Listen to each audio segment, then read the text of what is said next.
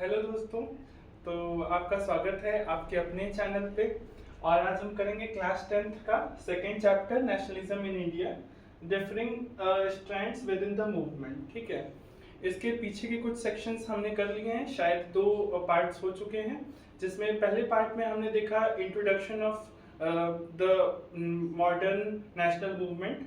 ठीक है, तो हमने मॉडर्न नेशनल मूवमेंट में यानी मॉडर्न हिस्ट्री का ये पार्ट में कि किस तरीके से हमने कैसे कैसे स्ट्रगल किए हैं आज़ादी के लिए, फ्रीडम के लिए। तो उन्हीं का एक सेक्शन था जहां हम आईएनसी के बारे में देखते हैं फर्स्ट पार्ट में कि आईएनसी कैसे बनी और कैसे उसमें मॉडरेट्स और एक्सट्रीमिस्ट क्या हुए। फिर 1915 तक, जब तक महात्मा गांधी आए थे तब तक हम फर्स्ट पार्ट इंट्रोडक्शन वाले में देखे।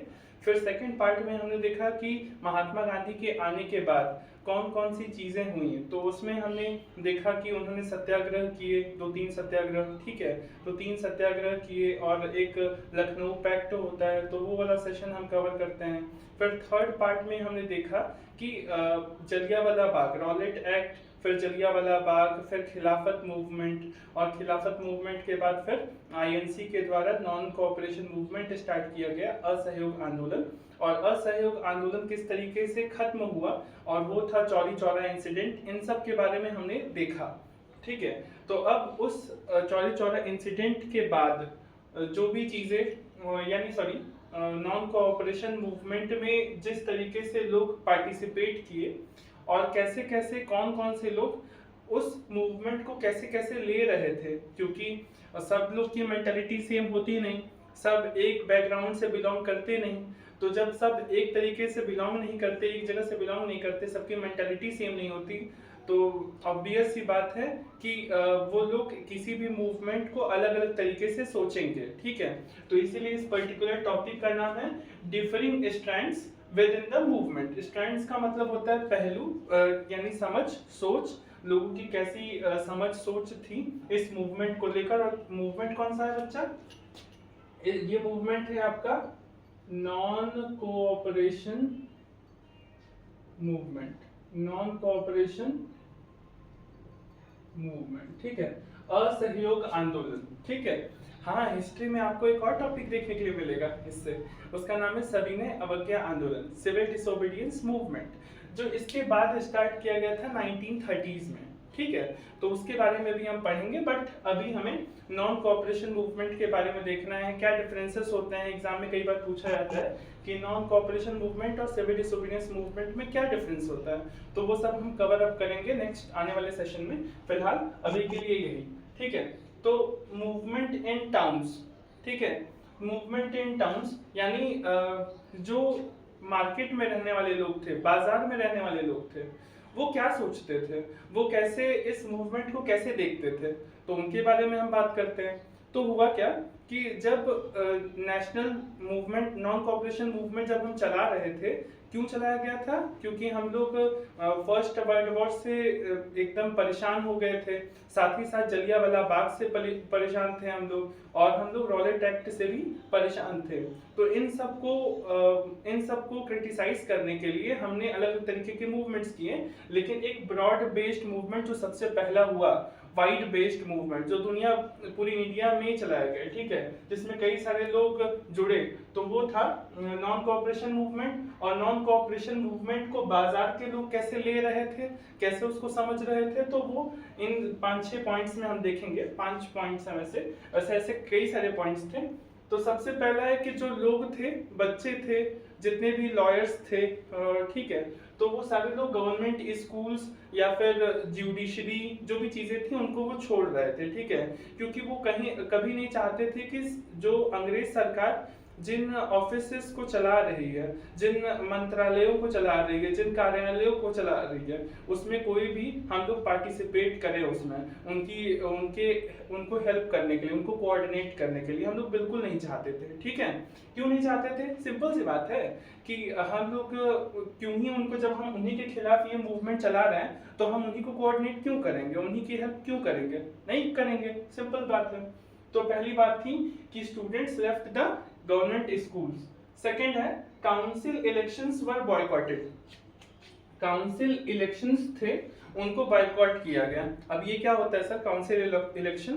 तो पहले क्या होता था, अलग अलग एक होते थे प्रोविंसेस और एक होते थे प्रिंसली स्टेट्स।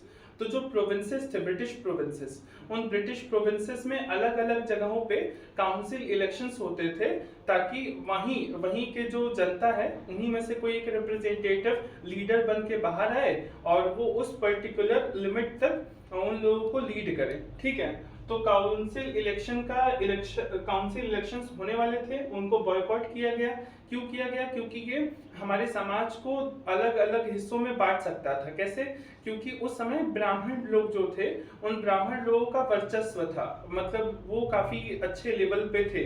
ठीक है, और नॉन ब्राह्मण्स आपको पता है कि उनको तो जाने भी नहीं दिया जाता था कहीं मंदिर में, जो उनके साथ छुआछूत भी किया जाता था, अनटचेबिलिटी।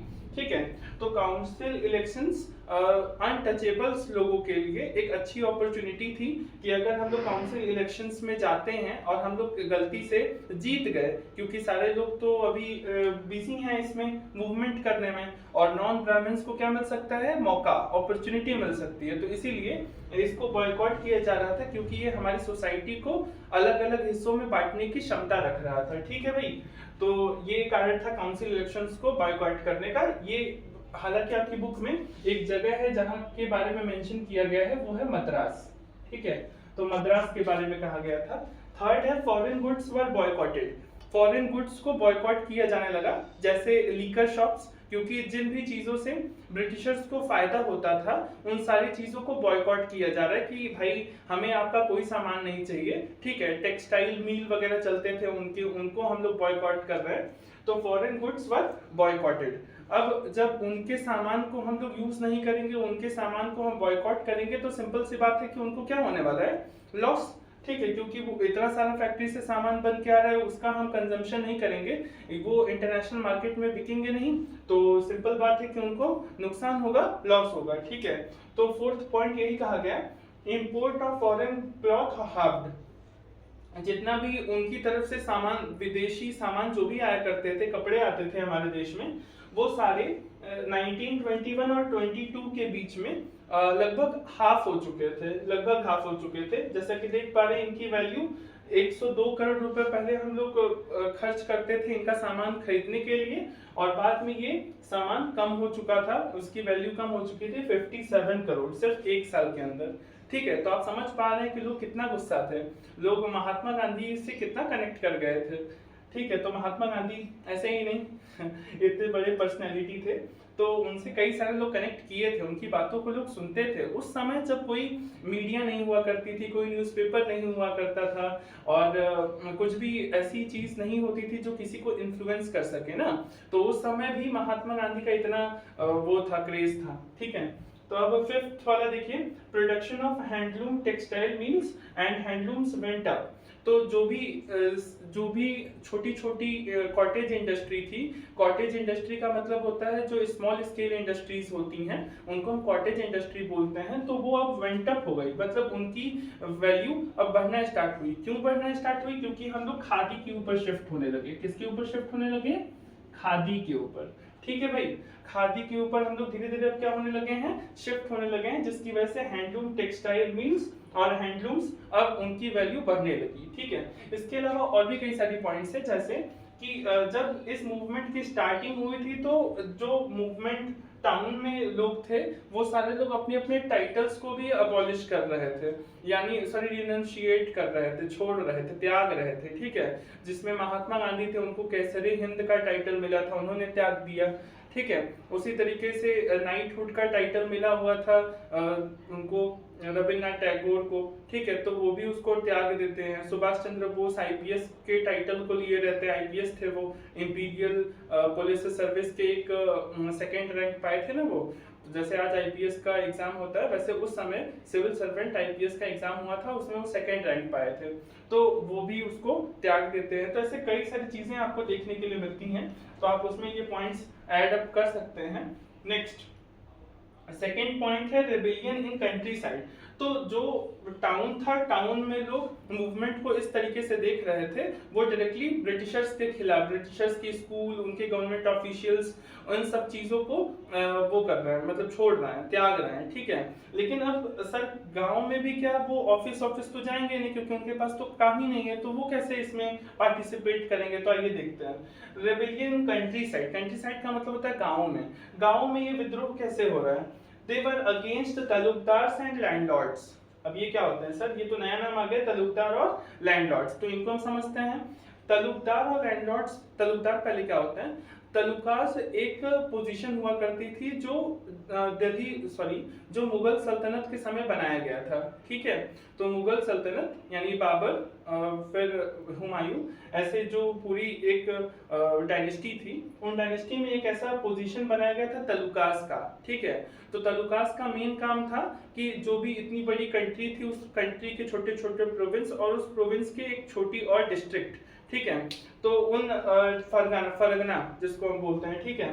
तो फरगना के अंदर जो छोटे छोटे गांव थे, उन गांवों के कुछ जमीनों का एडमिनिस्ट्रेशन कौन करता था? तालुकदार्स करते थे, ठीक है। तो ये तालुकदार्स का काम हुआ करता था कि जितना भी टैक्स उस पर्टिकुलर जमीन से मिलेगा, वो सब कुछ तालुकदार रखेंगे, अपनी सैलरी रख के बाकी जितना भी पैसा होगा वो कहाँ पे जमा करेंगे? ब्रिटिशर्स के पास, या जब मुगल सल्तनत हुआ करती थी तो मुगलों को जमा कर दिया करते थे, सबमिट कर दिया करते थे। तो अब आप बताइए, ग्राउंड लेवल पे पीजेंट्स ने तो कभी ब्रिटिशर्स से कभी बात ही नहीं किया, है ना। क्योंकि जो किसान है, क्या वो कभी ब्रिटिशर्स को देखे कि ब्रिटिशर्स आके मांगे हो उनसे कि भाई तुम टैक्स दो, जमीन के ऊपर तुम हमें कर दो, तुम हमें रेवेन्यू दो, तुम हमें इतनी जमीन का 1/3 पार्ट जो भी तुम उगा रहे हो हमको दो। ऐसा कभी ब्रिटिशर्स ने आके कहा इनसे? एक्चुअल में कभी नहीं कहा। तो फिर क्यों, क्या ये ब्रिटिशर्स से लड़ेंगे? क्या इनका क्रोध, इनका जो एंगर होगा वो ब्रिटिशर्स के लिए होगा? बिल्कुल भी नहीं। इनका जो एंगर होगा वो इन लोगों के लिए होगा, तालुकदार्स और लैंडलॉर्ड्स के लिए, क्योंकि यही लोग रेंट पे अपनी जमीन दिया करते थे और यही लोग इनको एक्सप्लॉइट किया करते थे, है ना। तो जाहिर सी बात है, जो गरीब लोग होंगे, गांव के लोग होंगे, उन सब के लिए दुश्मन कौन होगा? Talukdars and landlords. Is that clear? चलिए, specially mentioned about Baba Ramchandra Das. एक पर्सन है बाबा रामचंद्र, ठीक है। तो ये एक फिजी के रहने वाले पर्सन थे, इनको बंधुआ मजदूर बना के लाया गया था, ठीक है। फिजी के रहने वाले थे बाबा रामचंद्र दास, इनको इंडेंचर्ड लेबर बना के लाया गया था काम करवाने के लिए, ठीक है। तो ये और इन्हीं की तरह कई सारे और लोग हुआ करते थे जिनसे बेगारी करवाई जाती थी। बेगारी बेगारी बेगारी, तो यहाँ भी कहते हैं बेगारी करवाई जाती थी। बेगारी का मतलब होता है, एक होता है बेगर्स ना, तो बेगर्स का मतलब होता है भीख मांगना। यहाँ पे बेगार है, बेगार्स का मतलब होता है कि बिना पैसे के जब किसी से कोई काम करवाया जाए, बिना पैसे के जब किसी से कोई काम करवाया जाए तो उसको बेगारी कहते हैं। यहाँ तक कि टॉयलेट साफ करवाना, कपड़े धुलवाना, ये जो भी छोटे छोटे काम हैं, वो सारे काम अगर किसी से करवाए जाते हैं बिना पैसे के, ठीक है, तो ये सब बेगारी कही जाती थी। तो ये बेगारी इनसे करवाया जाता था बाबा रामचंद्र या बाबा रामचंद्र जैसे लोगों के साथ, ठीक है। तो अब जवाहरलाल नेहरू और बाबा रामचंद्र दास और इनके साथ कई सारे और लोग भी थे जो इसको मुंह तोड़ जवाब देना चाहते थे, इस तरीके की सोच को कि हम लोग एक्सप्लॉइट करने के लिए नहीं है, हम भी एक इंसान हैं, ठीक है। तो ये बताने के लिए बाबा रामचंद्र दास और जवाहरलाल नेहरू ने एक ऑर्गेनाइजेशन सेटअप की जिसका नाम था अवध किसान सभा। अवध किसान सभा की स्टार्टिंग हुई अक्टूबर 1920 में। कब स्टार्ट हुई? By October 1920 Jawaharlal Nehru and Baba Ramchandra Das set up Awadh Kisan Sabha, जो एक गांव में की गई रेबेलियन का एक पार्ट था ना, कि गांव में किस तरीके से रेबेलियन लोग किए, ये सब चीजें बताता है अवध किसान सभा, ठीक है। अब आप सोचिए, कर तो रहे हैं ये लोग, ये मूवमेंट जो हो रहा है कर तो ये लोग रहे हैं, लेकिन जो भी प्रॉब्लम्स आ रही हैं, जो भी वो होता है ना कि बिल कि किसके ऊपर फटेगा, किसका नाम मेनली आएगा, तो ये मेन नाम आ रहा है महात्मा गांधी का, क्योंकि ये सारे लोग इंस्पायर किससे हुआ है? अरे महात्मा गांधी ना। नॉन कॉपरेशन मूवमेंट किसने स्टार्ट किया है? मेनली महात्मा गांधी। हालांकि पूरी आईएनसी ने किया है, लेकिन उनको लीड करने वाला कौन था? सिंपल सी बात है सर, महात्मा गांधी, ठीक है। उसी तरीके से जैसे रोहित शर्मा, ठीक है, अब क्योंकि पठान है तो रोहित शर्मा का नाम ना आया, ऐसा कैसे हो सकता है भाई, रोहित पगलू, ठीक है। तो रोहित शर्मा जिस तरीके से 2020 वर्ल्ड कप को लीड किए, हालांकि हार गए, लेकिन रोहित शर्मा का नाम तो होता है ना कि उन्होंने कप्तानी की, उन्होंने लीड किया 2027 का, 2024 का T20 वर्ल्ड कप, 2027 में वर्ल्ड कप अभी होना है, ठीक है, देखिए। तो फिर उसके बाद अभी हम लोग गांव के बारे में पढ़ रहे थे, तो गांव के बारे में इतनी चीजें थी। उसके बाद tribals also interpreted the message of Gandhi ji. अभी तक हम सिर्फ गांव देख रहे हैं, गांव के अंदर फॉरेस्ट भी, मतलब एक जो एकदम भज्जर गांव होता है, भज्जर मीन्स बहुत ज्यादा खराब, जो अंडर डेवलप्ड गांव है, एकदम अनडेवलप्ड, तो उनके बारे में कहा जाता है। तो वहां पे ट्राइबल्स रहते हैं, फॉरेस्ट एरिया में ट्राइबल्स रहते हैं, ठीक है भाई। तो उन्हीं से रिलेटेड एक बात है कि ये लोग भी महात्मा गांधी को जब सुने कहीं से कि उनके संदेश को इन्होंने देखा है, समझा, तो ये लोग क्या किए, लाइक अलूरी सीताराम राजू, ठीक है, एक अलूरी सीताराम राजू थे, ट्राइबल्स कम्युनिटी के लीडर हुआ करते थे, कबीले के, ये भी हु लाला लाला करते रहते थे, ठीक है। तो अलूरी सीताराम राजू जो कि गुडेम की पहाड़ी हुआ करती है आंध्र प्रदेश की, ठीक है, तो वहां पे ये रहा करते थे। और वहीं के जंगल में, क्योंकि ब्रिटिशर्स ने 1859 में जो इनलैंड इमाइग्रेशन एक्ट है और फॉरेस्ट एक्ट है, दोनों लाया था, इनलैंड इमाइग्रेशन एक्ट और फॉरेस्ट एक्ट 1859 में, ठीक है। तो इन्होंने कहा था कि कोई भी आदिवासी जंगल का सामान यूज नहीं करेगा, वुड फ्यूल को यूज नहीं करेगा, और अपने जो उनका घर है जंगल, अरे किसी आदिवासी का घर क्या होता है, जंगल, तो उनको उन्हीं के घर से भगाया जा रहा था। आप सोचिए, आपके घर से अगर आपको भगाया जाए तो आपको अच्छा लगने वाला है? हाँ सर, हमें तो बहुत मजा आएगा। नहीं, किसी को भी नहीं अच्छा लगेगा, ठीक है। तो उसी तरीके से अलूरी सीताराम राजू और इनके कई सारे साथियों को इनके जंगलों से भगाया जा रहा था, गुडेम की पहाड़ियों से भगाया जा रहा था, ठीक है, जो कि आंध्र प्रदेश में है। और ये वही जंगल है, ये वही पहाड़ी है, लेकिन पहाड़ी में जो जंगल है वो जंगल कौन सा है, दंडकारण्य जंगल। दंडकारण्य जंगल को क्या हम हिस्ट्री में कभी पढ़ चुके हैं? बिल्कुल पढ़ चुके हैं। दंडकारण्य जंगल वो जंगल है जहाँ पे आपको पता होगा कि श्री रामचंद्र जी को 14 साल का वनवास मिला था। तो अंतिम के 2 साल तो उन्होंने रावण से लड़ाई करने के लिए लंका तक गए, ठीक है। बाकी जो 12 साल थे, स्टार्टिंग के 12 साल, वो 12 साल किसी जंगल वंगल में ही तो गुजारे होंगे। तो वो जो जंगल था यही दंडकारण्य जंगल। उस दंडकारण्य जंगल की एक पहाड़ी थी, गुडेम पहाड़ी, आंध्र प्रदेश की। यहाँ पे अलूरी सीताराम राजू ने अपने दोस्तों के साथ मिलके इनसे ब्रिटिशर से लड़ाई करने की कोशिश की, ठीक है। और इसके बारे में कुछ एक फैक्ट बताया अलूरी सीताराम राजू के बारे में। ये हमेशा अपने आप को कहता था कि मेरे पास मैजिकल पावर्स है, ठीक है, सुपरस्टिशियस थिंग पे ये बिलीव करता था कि मेरे पास बहुत सारे मैजिकल पावर्स हैं, अगर गोली हमको कोई इस तरीके से मारे ठीक है। तो अब हमको एक मूवी याद आती है, हीरो नंबर 0। तो उसमें एक गोली कोई शूट करता है और गोली ऐसे आ रही होती है, वो उसको ऐसे टर्न दिखा देता है, राइट टर्न या लेफ्ट टर्न, कुछ तो यू टर्न शायद रहता है, तो यू टर्न दिखा देता है और गोली ऐसे आके ऐसे मूव कर जाती है, ठीक है। तो ऐसे ही अलूरी सीताराम राजू भी कहते हैं कि हमको कोई गोली मारेगा ना तो गोली ऐसे आएगी और ऐसे टर्न कर जाएगी। तो अलूरी सीताराम राजू का भी ऐसा ही केस था, वो अपने आप को मैजिकल पावर्स बताते हैं। हाँ, अगर आपसे पूछा जाए कि अलूरी सीताराम राजू की जो आइडिया थी, मेंटालिटी थी, वो महात्मा गांधी से कैसे अलग थी, तो बहुत अलग थी। कैसे?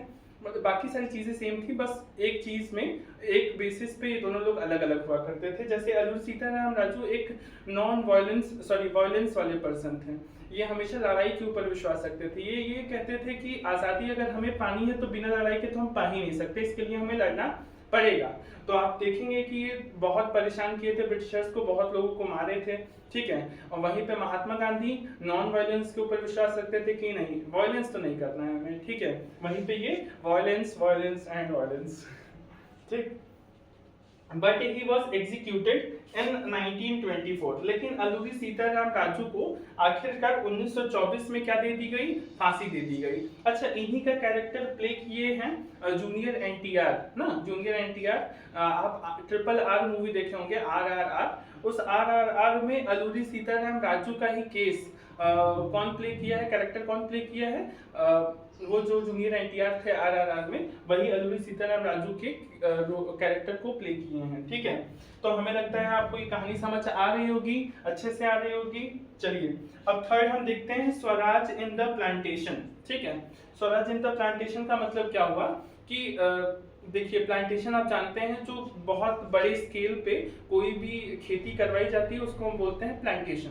तो अब प्लांटेशन के लोगों के लिए एक वर्ड आता है स्वराज। ये स्वराज वर्ड पहली बार लाया गया था 1905 में। ठीक है, 1905 में जब बंगाल का विभाजन हुआ तो उसी के तुरंत बाद एक वर्ड लाया गया, इंट्रोड्यूस किया गया, वो था स्वराज। स्वराज का मतलब तो पहले किसी को पता नहीं था, बस ऐसे ही लोग बोल दिया करते थे, लेकिन बाद में स्वराज का मतलब सबको बताया गया कि स्वराज का मतलब होता है खुद का राज, खुद का राज। ठीक है, तो स्वराज प्लांटेशन में कैसे आता है आइए देखते हैं।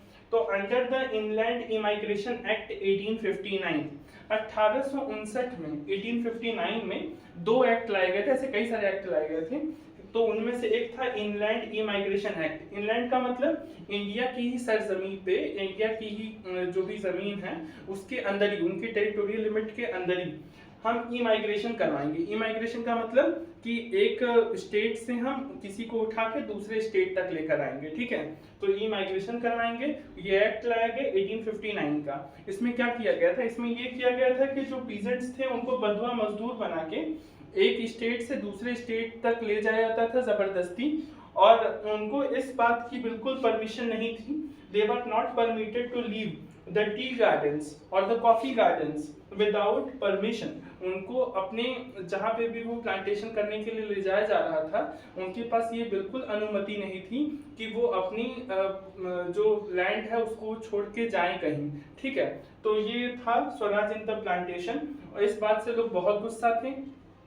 इसीलिए पहली बार जो ये लोग थे, जो पीजेंट्स थे, इन्होंने महात्मा गांधी को आइडलाइज करके एक वर्ड बोला, और वो वर्ड था स्वतंत्र भारत। मतलब एक फ्रेज था स्वतंत्र भारत। ये कहते हैं कि हमें स्वतंत्र भारत चाहिए, हमें स्लोगन ये लोग देते हैं स्वतंत्र भारत का। ठीक है, तो वहां से निकल कर आता है कि स्वराज का मतलब इनका होता है स्वतंत्र भारत। ठीक है, तो आपने देखा इस पूरे सेशन में, आपने ये देखा कि कैसे अलग अलग जगह के लोग अलग अलग तरीके से उनकी अलग अलग एस्पेक्ट्स हैं, नॉन कोऑपरेशन मूवमेंट को देखने का अलग अलग पहलुएं हैं। ठीक है, कौन कौन सी चीज थी, तो आप इनको देखिएगा, इसका एक स्क्रीनशॉट ले लीजिए, तब तक के लिए हम हट जाते हैं। ठीक है, हो चुका, डन, गुड। तो आप इस सेशन के साथ इतना ही रखते हैं, फिर आगे वाले सेशन में हम इसके आगे देखेंगे कि नॉन कोऑपरेशन मूवमेंट जब खत्म हुआ तो उसके बाद कैसे लोग रिएक्ट करते हैं, और क्या कोई और भी प्लान बनता है, तो उसके बारे में हम पूरी तरीके से देखेंगे, समझेंगे। आप नोट्स बना रहे होंगे, ये बनाते रहिए ऐसे ही नोट्स। ठीक है, और सीबीएसई में ये पर्टिकुलर पार्ट्स बहुत इंपॉर्टेंट हैं, पूछे जाते हैं कि लोगों के द्वारा कैसे इन नॉन कोऑपरेशन मूवमेंट को लिया गया। तो आज के लिए इतना ही, थैंक यू, खुश रहिए, आप भी हम भी। ठीक है, बाय।